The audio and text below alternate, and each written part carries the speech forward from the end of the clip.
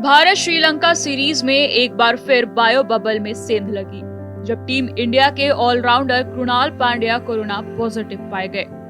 इससे पहले आईपीएल और इंग्लैंड दौरे में भी ऐसा ही कुछ हुआ था, जब बायो बबल के बीच कुछ खिलाड़ी और स्टाफ कोरोना संक्रमित पाए गए थे।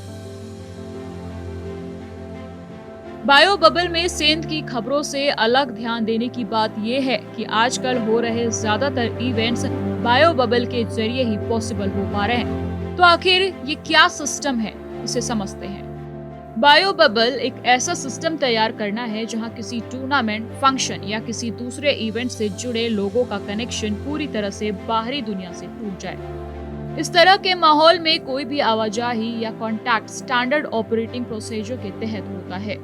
हर एक को इन नियमों का कड़ाई से पालन करना होता है। ऐसे में जिस इवेंट के लिए ये बबल तैयार किया गया है, उससे जुड़े सभी लोग पूरी तरह से बाहरी दुनिया से फिजिकली कट जाते हैं। न तो बाहर जाने की इजाजत होती है और न ही बाहर से बिना सैनिटाइजेशन सामान अंदर लाने की अनुमति होती है।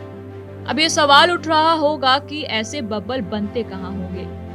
बायो बबल को किसी होटल, स्टेडियम या पूरे घर को बनाया जा सकता है। ऐसी जगह चुनी जाती है जहां बबल के बाहर किसी से संपर्क आसानी से ना हो। स्पोर्ट्स इवेंट का उदाहरण ले तो इनमें रहने वाले खिलाड़ियों को बाहरी निश्चित जगह पर जाने की इजाजत होती है।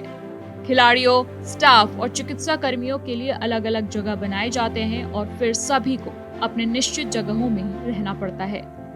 अगर कोई किसी खास स्थिति से बाहर निकलता है तो उसे बाहर जाने की इजाजत तो मिलती है, लेकिन फिर से बबल में लौटना कठिन होता है।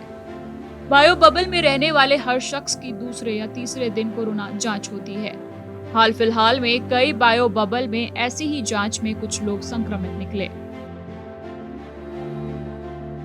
कृणाल पांड्या इसके ताजा उदाहरण है।